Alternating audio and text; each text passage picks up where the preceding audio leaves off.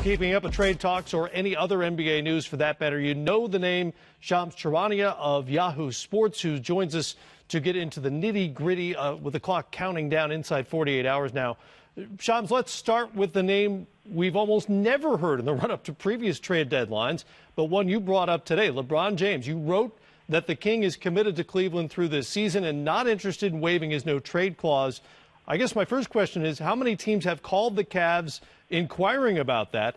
And are things desperate enough in Cleveland for their GM, Kobe Altman, to even consider moving him?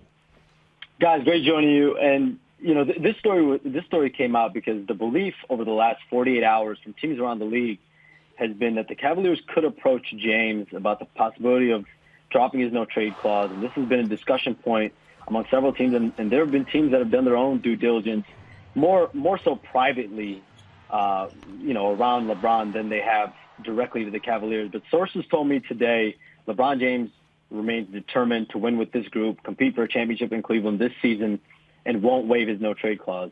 Obviously, the Cavaliers have behaved like buyers so far on the market, and they need help, guard help, front court help. But there's some question about their long-term direction. And LeBron James, through all that, has been absolutely focused on this season and has not, he has not entertained any possibility of dropping the no-trade clause. As, there was a groundswell of belief over the last 24, 48 hours, as obviously the Cavaliers have gone through a major downslide. They're playing better tonight, last time I checked the score, but they're losers of 9 of their last 14 games, and they need roster help right now. Well, you mentioned long-term questions. Obviously, he's question number one. I keep hearing Cavs management is more concerned than ever that LeBron will walk this summer. If that's the case, how does it change their approach to trades or potential buyouts this season?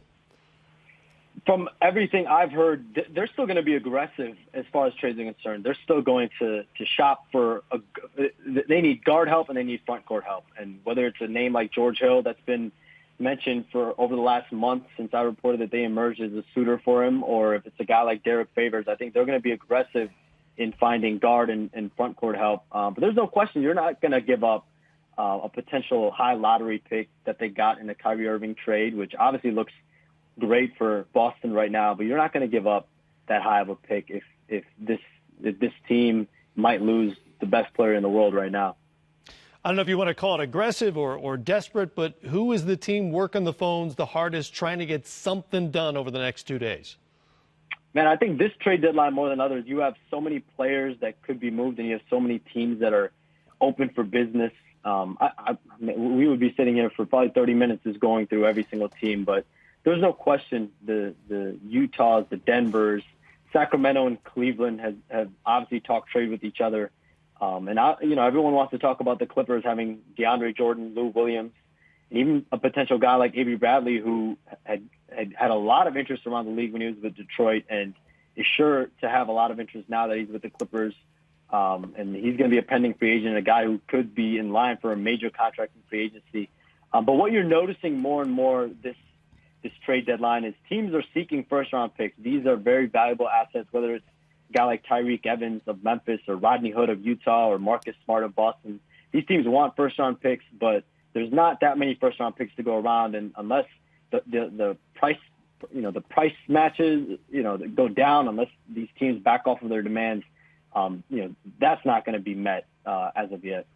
All right, we're up against it time-wise, but quickly, the one player you would be willing to bet your dog is going to get traded between now and Thursday? That's tough.